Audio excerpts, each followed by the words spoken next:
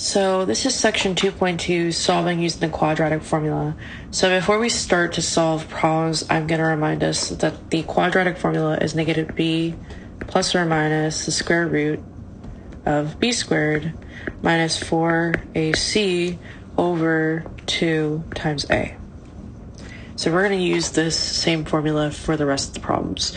So I'm going to do the first one, which is this, 6x squared minus 5x minus 4 equals 0. So we're going to do a total of 3 problems in this video. So what I want to do is I want to label my A, B, and C. So I know what my A, B, and C is.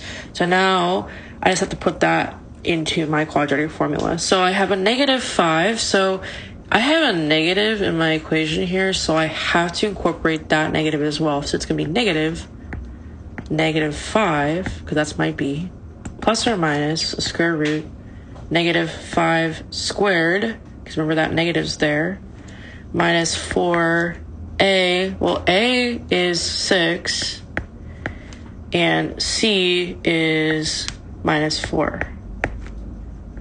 Okay? And then I'm going to divide that whole thing by 2 times 6. Okay. So I want to look at this guy here first. So since I have 2 negatives, well, what do we know? 2 negatives make a positive, so that means it's going to be plus 5, plus or minus. And then the next part I want to do is I always do this next. So negative 5 squared. So what did I say in the previous videos? Well, negative 5 times negative 5 gives me 25. So remember, positive or negative gives you a positive result. So negative 5 squared gives me 25. Now, the next thing I do is this guy. So how I do it is I always look for the 2 negatives. So I have a negative here, negative here, and I have a negative here. So I'm going to do those 2 first. So I'm going to do negative 4. So I'm going to write it on the side here. So I'm going to do negative 4 times negative 4. I'm going to do those 2, and then I'll do the 6 last. So negative 4 times negative 4, well, a negative gives me positive, so I'm just going to get 16. And then 16 times 6 is what? Well, let's see. So 16 times 6 is 96. So that means it's going to be plus 96 because the negative goes away. And then 2 times 6 is what? Well, we know that's 12. Okay, great.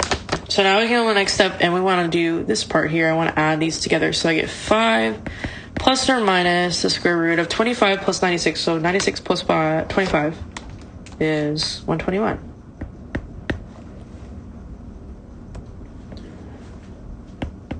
So now what I want to do is I want to look at this guy right here. I want to look at the square root, and I'm going to take the square root of that. So if you don't know that off the top of your head, that's fine. You just put it in your calculator, and the square root of 121 is 11. But if you know your multiplication stuff is going back from like elementary to middle school stuff, you know that it's 11. But calculator is always your best friend. So the next thing I want to do is I want to find my 2 solutions. So I have a plus or minus, so that means it's going to be 5 plus 11 over 12, and then the other one will be 5 minus 11 over 12. So 5, okay. Our first solution is 4 over 3. Plus 11 over 12, and then the other one will be 5 minus 11 over 12. So 5 plus 11 over 12, well, 5 plus 11 is 16. And 12 will stay the same. So when I reduce that, well, what 2 numbers go into 16 and 12? Well, I see that 4 goes into it. So that means I'm going to get 4 here. And I see the 4 goes here. So 12 divided by 4 is going to be 3. And 16 divided by 4 is going to be 4. So that means our first solution is 4 over 3. And then if I do 5 minus 11, well, 5 minus 11 is going to just be minus 6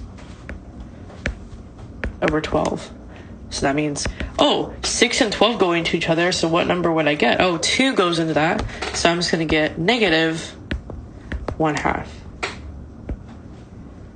So that's how you do this problem. So my two solutions, my solution set is 4/3 and 1/2. So these are our answers for this question. Okay. So let's do another one. This will be similar. It'll just have a little bit different. The square root that we get to towards the end will be simplified differently. So let's show you that one. So the next one is going to be x squared minus 6x equals minus 4. Well, a lot of people will get tripped up on this problem and they won't know what to do. Well, always what we have to know is we have to know the quadratic form for an equation. So if I remember my quadratic form, it's always like this: x squared minus my x minus whatever my c variable equals 0. So it's always going to be equal to 0. So that's why for this equation, I can't leave this negative 4 here. I have to move it back to this side to equal to 0. Because what we want to do every single time for an equation, a quadratic equation, is to equal to 0. So when I move that negative 4 to this side, it's going to be plus 4, because remember, moving it across the equal sign means it's going to come positive in this case, because it's negative on the other side. So now we're ready to solve the quadratic equation. So that means we have A, B, and C. We just labeled that, and now we're going to use the quadratic equation that we used before. So the negative B plus or minus square root B squared minus 4AC over 2A. So I oblige you to memorize this because this will be used many, many times on the exam, or once on the exam if they give you a problem. So now we can solve the quadratic equation. So negative b. So again, my b is negative, so I have to incorporate that negative into the equation. And negative 6 squared minus 4, my a is 1. Because if there's nothing in front of this x squared, we have to think of it as a 1. So I'm just going to make that 1. And c is 4 over 2 times a. So let's make sure I set that up correctly. Looks like we did. And so the next step I want to do is I want to look at the front again. So that's the same thing. 2 negatives, so that means it's going to be positive. And then what happens is if I take negative 6 squared, okay, squaring a negative, what happens? You square a negative, it becomes positive. So we get 36 because 6 squared is 36. So 6 times 6, right? 6 times 6 is 36, yes. And then we get 4, negative 4 times 1. And we know that 2 times 1 on the bottom is going to be 2. So now let's look at this part here. So I have a negative 4, I have a 1, and I have a positive. So both the 1 and the 4 are positive. So we know if I only have one negative and the other 2 are positive, I'm always going to get a negative result in this case if I only have 1. So if I do 4 times 1, well, 4 times 1, negative 4 times 1 is just going to be negative 4. And then negative 4 times 4, well, since I only have one negative, it's going to be negative 16. So that's what I know will go here. So I'm just going to erase this really fast. It's going to go in place here. So that's going to be negative 16. So we subtract. So that's why, like in the previous example, we added because it was a positive result. But since it's negative here, we're going to subtract in this location. So this is going to be 6 plus or minus 36 minus 16 is what? 36 minus 16 is 20 over 2. Well, what's the square root of 20? Well, if I put that on my calculator, it's going to give me 2 square root 5. But we could do this another way too. So if I think of 2 numbers that equal to 20, oh, I know that. So we can do this in different ways. We can do something called the perfect square. So I think of 2 numbers that equal to 20, and I think of 4 times 5. 4 times 5. And then I know if I take the square root, and I'm going to separate this too. So square root 4 times the square root of 5. Well, this is not going to reduce. The 5 will not reduce, but the 4 can. So what I'm going to be left with is 2 square root 5. So that means my square root of 20 is 2 square root 5. And you can put it in your calculator and you'll get 2 square root 5, but I'm showing you what you could do using the perfect square. So this right here is a perfect square. But they're not always going to be like this. So if your 20 does not reduce, or you don't have a perfect square, you just leave it the way it is. But in this case, we can. So it'd be 6 plus or minus 2 square root 5 over 2. And now the next step I want to do is I can reduce this even more, and I can see 2, so this is a 2, this is a 2, and 2 goes into 6. So what I can do is I can make these 1. If 2 goes into 6, that means I'm going to get 3. So if we do reduce this, it means it's going to be 3 plus or minus just the square root of 5. And that'll be your answer. You can't go any further with this. But the 2 in the front goes away because it reduces, because 2 and 2 go into 6. So they just become 1. Well, we don't really need to write 1 in this case. So they go away and we're just left with 3 plus or minus square root of 5. So that's how you do this problem. So the last problem I'm going to do is one that's imaginary. So it's when we have I included. It'll be the same exact setup as this one, but just with the I involved. So let's do that example. So that example will be this. So it'll be x squared minus 6x plus 11 equals 0. So again, we have the right quadratic setup. And I'm just going to label my A, B, and C. So I'm going to write out my equation. So negative 6. Oh, it's negative again. So I have to include that negative plus or minus square root.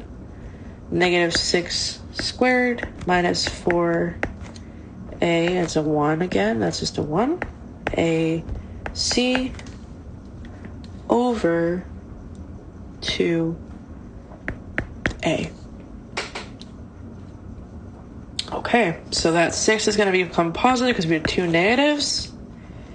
Negative 6 squared is going to be 36 again, so it's pretty much the same problem. And then we just have a little bit of different solution here. So negative 4 times 1 equals negative 4. And then negative 4 times 11 gives me what? So negative 4 times 11 gives me negative 44. So it's just going to be minus 44 over 2.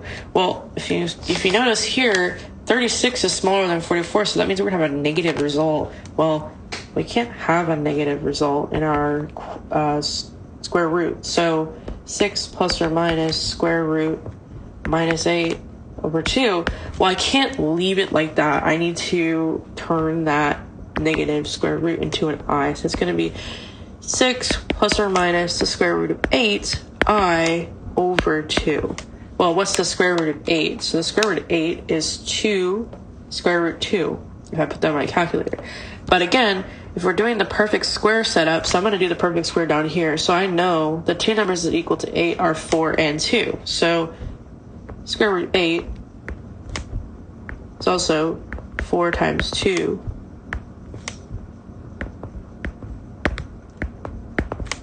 So the square root of 2 is going to stay the same, because if I put that on my calculator, I'm just going to get the square root of 2. But if I put square root 4, I get 2. So that means it's going to be 2 square root 2.